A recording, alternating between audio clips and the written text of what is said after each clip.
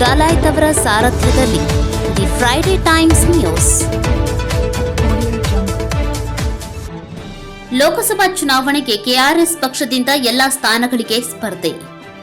ರಾಜ್ಯದಲ್ಲಿ ನಡೆಯುವ ಲೋಕಸಭಾ ಚುನಾವಣೆಗೆ ಕರ್ನಾಟಕ ರಾಷ್ಟ್ರ ಸಮಿತಿ ಪಕ್ಷದಿಂದ 28 ಕ್ಷೇತ್ರಗಳಿಗೆ ಅಭ್ಯರ್ಥಿಗಳನ್ನು ಕಣಕ್ಕಿಳಿಸುವುದಾಗಿ, ಇದಕ್ಕಾಗಿ ಸಂದರ್ಶನವನ್ನು ಜನವರಿ 6 ಮತ್ತು 7ರಂದು ಬೆಂಗಳೂರಿನ ಪಕ್ಷದ ಕೇಂದ್ರ ಕಚೇರಿಯಲ್ಲಿ ಸಭೆ ನಡೆಯಲಿದೆ.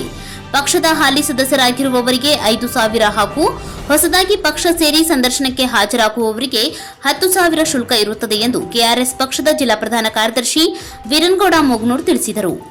ನಗರದ ಪತ್ರಿಕಾ ಭವನದಲ್ಲಿ ಸುದ್ದಿಗೋಷ್ಠಿ ನಡೆಸಿ ಮಾತನಾಡಿದ ಅವರು, ಕರ್ನಾಟಕ ರಾಜ್ಯ ಸಮಿತಿ ಪಕ್ಷವು ಮುಂಬರುವ ಲೋಕಸಭಾ ಚುನಾವಣೆಯಲ್ಲಿ ಕರ್ನಾಟಕದ ಎಲ್ಲ 28 ಸ್ಥಾನಗಳಲ್ಲೂ ಸ್ಪರ್ಧೆ ಮಾಡಲಿದ್ದು, ಆಸಕ್ತ ಚುನಾವಣಾ ಸ್ಪರ್ಧಾಕಾಂಕ್ಷಿಗಳನ್ನು ಸಂದರ್ಶನಕ್ಕೆ ಆಹ್ವಾನಿಸಿದ್ದು, ಇತರೆ ಹಲವು ಮಹತ್ವದ ವಿಷಯಗಳಿಗೆ ಸಂಬಂಧಿಸಿದಂತೆ ದಿನಾಂಕ 23/12/2023ರಂದು ಪಕ್ಷದ ಕೇಂದ್ರ ಕಚೇರಿಯಲ್ಲಿ ನಡೆದ ರಾಜ್ಯ ಕಾರ್ಯಕಾರಿ ಸಮಿತಿಯ ಸಭೆಯಲ್ಲಿ ತೀರ್ಮಾನ ಮಾಡಲಾಯಿತು. ಅಭ್ಯರ್ಥಿಗಳ ಸಂದರ್ಶನವು ಪಕ್ಷದ ಕೇಂದ್ರ ಕಚೇರಿಯಲ್ಲಿ ನಡೆಯಲಿದ್ದು, ಆಸಕ್ತರು ಸಂದರ್ಶನಕ್ಕೆ ಹಾಜರಾಗಬೇಕು ಎಂದರು. ಸಂದರ್ಶನದ ನಂತರ ರಾಜ್ಯ ಸಮಿತಿಯ ಸಂಭಾವ್ಯ ಅಭ್ಯರ್ಥಿಗಳನ್ನು ಆಯ್ಕೆ ಮಾಡಿ ಸಂಭಾವ್ಯ ಅಭ್ಯರ್ಥಿಗಳು ಎಂದು ಘೋಷಿಸುತ್ತದೆ ಎಂದು ಇದೇ ವೇಳೆ ತಿಳಿಸಿದರು.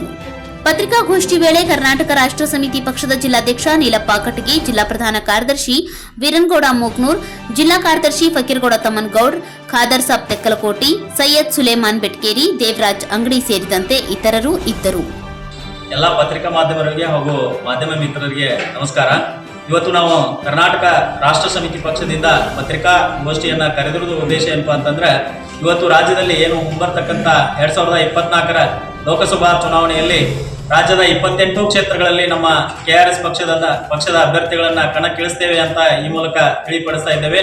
ನಮ್ಮ ಗದಗ ಜಿಲ್ಲೆಯ 2 ಲೋಕಸಭಾ ಕ್ಷೇತ್ರಗಳು ಸಂಬಂಧಿಸಿರುವುದರಿಂದ ಒಂದು ಹಾವೇರಿ ಮತ್ತು ಇನ್ನೊಂದು ಬಾಗಲಕೋಟೆ, ಈ ಕ್ಷೇತ್ರಗಳಿಗೂ ಕೂಡ ನಮ್ಮ ಕೆಆರ್ಎಸ್ ಪಕ್ಷದ ಅಭ್ಯರ್ಥಿಗಳನ್ನ ನಾವು ಕಣಕ್ಕಿಳಿಸ್ತೇವೆ.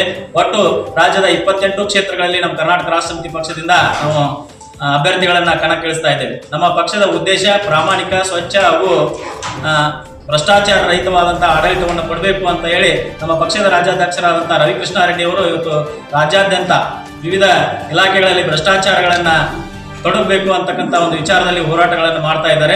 ಆ ಸದುದ್ದೇಶದಿಂದ ಏನು ಮುಂಬರ್ತಕ್ಕಂಥ MP ಇಲೆಕ್ಷನ್ಗೆ 28 ಕ್ಷೇತ್ರಗಳಲ್ಲಿ ನಾವು ಅಭ್ಯರ್ಥಿಗಳನ್ನು ಹಾಕ್ತಾ ಇದ್ದೇವೆ. ಅಭ್ಯರ್ಥಿಗಳ ಸಂದರ್ಶನ ಜನವರಿ 6 ಮತ್ತು 7ನೇ ತಾರೀಕಿಗೆ ಬೆಂಗಳೂರಿನಲ್ಲಿ ನಡೀತಾ ಇರ್ತದೆ. ಪಕ್ಷದಲ್ಲಿ ಈಗಾಗಲೇ ಕಾರ್ಯಕರ್ತರಿಗೆ 5,000 PN ನಿಗದಿ ಮಾಡಿರ್ತದೆ. ಹೊಸದಾಗಿ ಪಕ್ಷವನ್ನು ಸೇರ್ಪಡೆಯಾಗಿ ಚುನಾವಣೆಯಲ್ಲಿ ಭಾಗವಹಿಸ್ತಕ್ಕಂಥವರಿಗೆ 10,000 ನಾವು PN ನಿಗದಿ ಮಾಡುತ್ತೇವೆ ನಮ್ಮ ಪಕ್ಷದಿಂದ. ಈ ಮುಖಾಂತರ ಒಂದು ಸ್ವಚ್ಛ, ಪ್ರಾಮಾಣಿಕ, ಒಂದು ಪ್ರಾದೇಶಿಕ ಪಕ್ಷವನ್ನು ಕಟ್ಟಬೇಕು ಮತ್ತು ಮುಂಬರ್ತಕ್ಕಂಥ ಎಲ್ಲಾ ಚುನಾವಣೆಗಳಲ್ಲಿ ತಾಲೂಕಾ ಪಂಚಾಯತ್, ಜಿಲ್ಲಾ ಪಂಚಾಯತಿಗಳಾಗಲಿ ಅಥವಾ ಲೋಕಸಭಾ ಚುನಾವಣೆಗಳಾಗಲಿ ಮುಕ್ತವಾಗಿ ಪ್ರಾಮಾಣಿಕವಾಗಿ ಎಲ್ಲರೂ ಚುನಾವಣೆಗಳಿಗೆ ಭಾಗವಹಿಸಬೇಕು ಅಂತಕ್ಕಂಥ ಉದ್ದೇಶದೊಳಗೆ ಇವತ್ತು ನಮ್ಮ ಪಕ್ಷ ಮುಂದುವರಿತಾ ಇದೆ. ಅದಕ್ಕೆ ಯಾವುದೇ ಚುನಾವಣಾ ಸಂದರ್ಭದೊಳಗೆ ಹಣ ಹಂಚೋದಾಗ್ಲಿ, ಹೆಂಡ ಹಂಚೋದಾಗ್ಲಿ, ಇತರೆ ಏನು ಅನ್ಯಾಯಗಳನ್ನ ಮಾಡಿ ಚುನಾವಣೆಗಳನ್ನ ಎದುರಿಸಿ ಇವತ್ತು ಏನು JCB ಪಕ್ಷಗಳು ಇವತ್ತು ಗೆದ್ದು ಅದೇ ಹಗರಣದಲ್ಲಿ ಭಾಗಿಯಾಗಿರೋದನ್ನ ನೀವೆಲ್ಲ ನೋಡಿದ್ದೀರಿ.